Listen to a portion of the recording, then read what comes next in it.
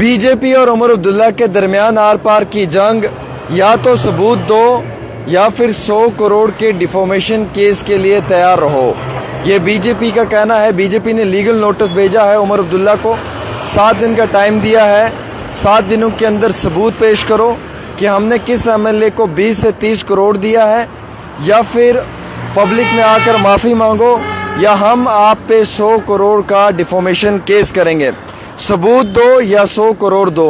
BJP का CM Omar Abdullah को खुला वार्निंग।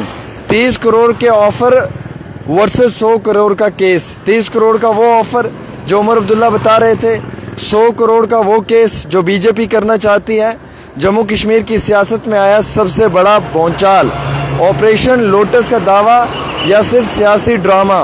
उमर अब्दुल्ला के इल्ज़ाम पर बीजेपी ने कानूनी तौर पे कार्रवाई करने के लिए कहा।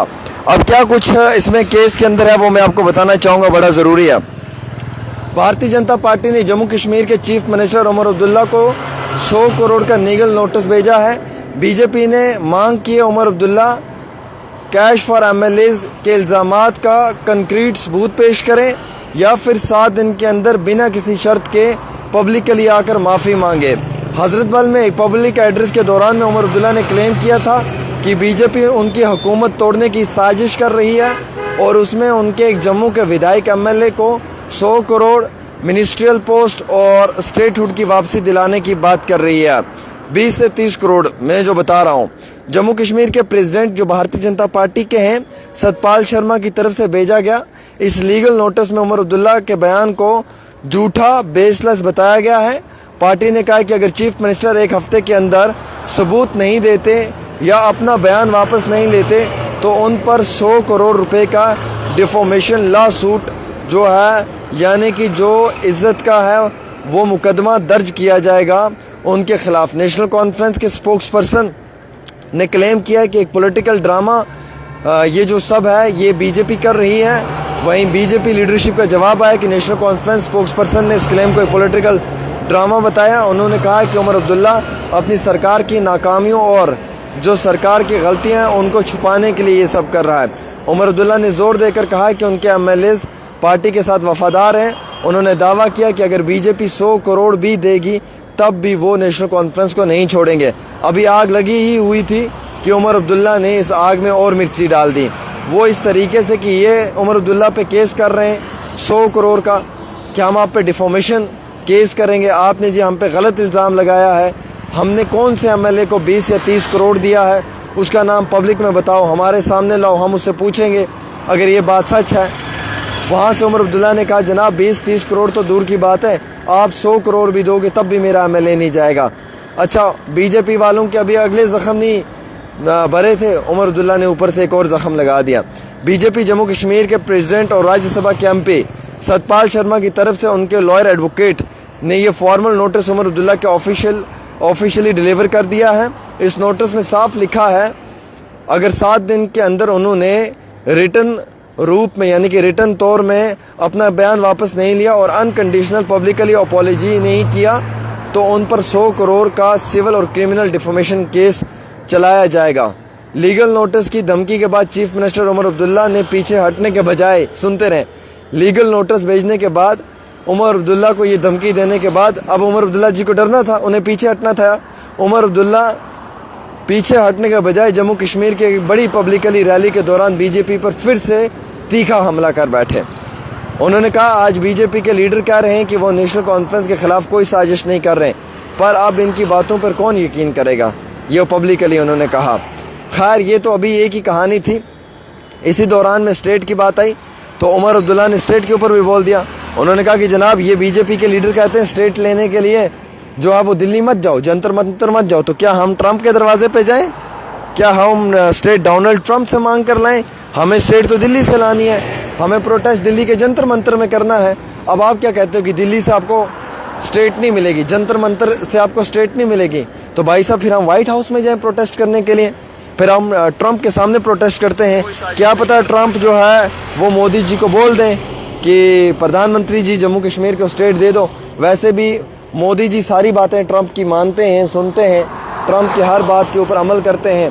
तो अगर इतना ही है तो मोदी जी की बातें अगर वो मानते हैं तो फिर हम वही करते हैं, दिल्ली जाते हैं, दिल्ली जाकर प्रोटेस्ट करते हैं, और अगर नहीं मिलता है स्टेट तो फिर ट्रंप के पास जाते हैं वाइट हाउस में और उसे कहते हैं कि जनाब आपकी सारी बातें हमारे प्रधानमंत्री जी मानते हैं, हमारी इकॉनमी ख़त्म हो गई, हमारा पेट्रोल डीजल महंगा हो गया, हमारी गैस महंगी हो गई, हम पे आर्थिक संकट है, हमारे जम्मू कश्मीर के अंदर गुर्बत है, बावजूद इसके हमारे हिंदुस्तान के अंदर अनएम्प्लॉयमेंट है, बावजूद इसके फिर भी मोदी जी जो है वो मेलोडी की टॉफ़ी बेचते हैं और मेलोडी के साथ साथ आपको सुबह शाम मिलने भी आते हैं। तो हमारे प्रधानमंत्री जी ट्रंप जी की बहुत बातें सुनते हैं, तो लिहाजा ट्रंप जी आप उन्हें कहें कि जम्मू कश्मीर को स्टेट का दर्जा दे दो। फिर तो यही करना है ना।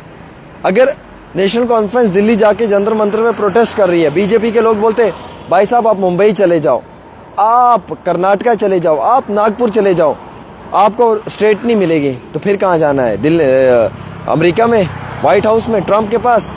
ट्रंप को बोलेंगे या इटली की जो वहाँ की चीफ मिनिस्टर है इटली की, उसे बोलेंगे कि आपको हम मेलोडी तोहफे में देंगे, और आप प्रधानमंत्री जी को कहें हमें चीफ मिनिस्टर हमारे जो हैं उनके कहने पे जम्मू कश्मीर को रियासत का दर्जा दें। कैसी बात करते हैं ये? अब उमर अब्दुल्ला को बीजेपी डरा रही है और धमका रही है, हम 100 करोड़ का लीगल नोटिस तुम्हें भेज देंगे और हम तुम्हारे खिलाफ क्रिमिनल सिविल सूट केस कर देंगे, लॉ डिफेमेशन के तहत हम कार्रवाई करेंगे। बल्कि इतना ही नहीं, उमर अब्दुल्ला को कहा जा रहा है कि आप एक हफ्ते में माफ़ी मांगो या पब्लिकली उस एमएलए का नाम लो, और अगर नहीं है तुम्हारे पास कोई सबूत तो 100 करोड़ के डिफेमेशन केस के लिए तैयार रहो। अब डराया जा रहा है उमर अब्दुल्ला को, बिल्कुल उमर अब्दुल्ला को जो है वो खून के आंसू रुलाया जा रहा है, उन्हें जो है उनकी लीडरशिप को जो है वो डराया जा रहा है। उमर अब्दुल्ला साहब, कल आपकी इस रैली में, जम्मू की रैली ने ये साबित करके दिया कि जम्मू के लोग स्ट्रेट उठ जाते हैं। यकीन माने मुझे लग रहा था कोई नहीं आएगा, लेकिन तकरीबन नियर अराउंड 5000 से लेकर 10,000 के इन बिटवीन लोग होगा। जाओ जो लोग उस रैली में पूछो, मुझे लगता है तकरीबन सबसे ज़्यादा लोग अगर किसी लाए वो सतीश शर्मा ने लाए हैं। मान गया यार सतीश शर्मा साहब आपको, आप एक डायनामिक लीडर हो। कल मैंने जो सतीश शर्मा के सपोर्टर्स देखे ना, मैं सीरियसली काम किया।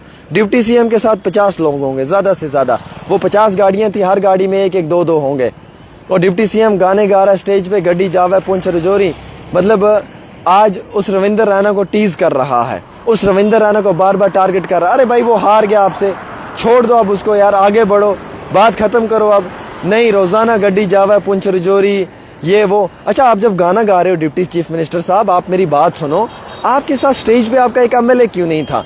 कल 9 एमएलएज में से एक एमएलए ने भी डिप्टी सीएम को हेलो हाय नहीं बोला है। जाओ पूछो, अगर मैं झूठ बोल रहा हूँ मुजफ्फर इकबाल खान साहब को पूछो, चौधरी मोहम्मद अकरम साहब को पूछो, जावेद इकबाल चौधरी को पूछो, अर्जुन राजू जी को पूछो, इंजीनियर खुर्शीद साहब को पूछो, आप शाहीन बनहाल के जो सजा शाहीन साहब है पूछो, लो उनसे स्टेटमेंट्स। मैं मीडिया वालों को बोलता हूँ जाओ, 9 के 9 ने हेलो हाय नहीं बोला। जावेद राना साहब आए, सब ने खड़े हुए गले लगाया, सलाम किया। बाकी लीडर आए, सतीश शर्मा साहब आए, सब ने गले लगाया। डिप्टी सीएम से किसी ने बात नहीं की। लिटरली लास्ट मोमेंट पे डिप्टी सीएम ने अपने अगल बगल आगे पीछे वो थोड़े बहुत लोगों को जमा किया हुआ था, वो भी कुछ बेचारे हारे हुए लोग हैं, कुछ कौन है, उन्हें वहाँ पे खड़ा करके उनके साथ गाना गा रहे हैं। अरे भाई साहब, तुम्हारे स्टेज पे कम से कम तुम्हारे पीछे एटलीस्ट एक बंदा तो होना चाहिए ना तुम्हारी पार्टी का, क्यों नहीं था? होना चाहिए ना। अब ये सच है, अब यही सच अगर हम बोलेंगे तो आप बोलोगे बीजेपी वालों ने आपको पैसे दे दिया।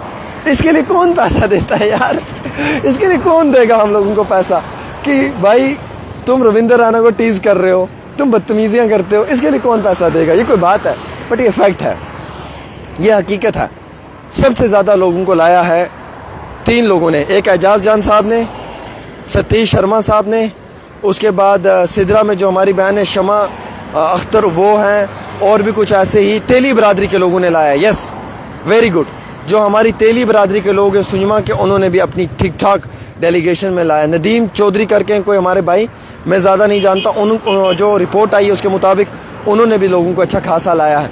मोहन जी कोई हमारे बड़े अजीज़ हैं, भाई हैं, मैं नहीं जानता हूँ, उनकी तरफ से भी तकरीबन लास्ट के जत्थे में कम व पेश 1000 से ज़्यादा लोग था। और सबसे ज़्यादा लोग अगर कोई लेकर आया है तो वो ऑनरेबल मिनिस्टर जनाब सतीश शर्मा साहब हैं। बाकी बुद्दल वाले जावेद साहब के साथ शायद 50-60 होंगे, अकरम साहब के साथ कोई नहीं था, मुजफ्फर इकबाल ख़ान के साथ भी कोई नहीं था, बाकियों के साथ भी कोई नहीं था, क्योंकि ये तो आज़ाद उम्मीदवार थे, इनको खैर लाना भी नहीं था। इनकी एक अपनी अपनी बात थी, खुद आए थे, अपना सपोर्ट देने के लिए आए थे। बट डिप्टी सीएम के साथ भी उतने नहीं थे जितना एक्सपेक्ट किया जा रहा है। दिस इज़ टोटली फैक्ट मेरे अजीज़ दोस्तों। बाकी अब आप इस पर यकीन करें ना करें, रेस्ट अप टू यू। मुझे जो बताना था मैंने बता दिया। जो लोग कल उस विशाल रैली में आए हैं उनको पूछना सबसे ज़्यादा किसके साथ आए थे, वो आपको इसका जवाब देंगे। एक छोटी सी रिपोर्ट आमिर के साथ।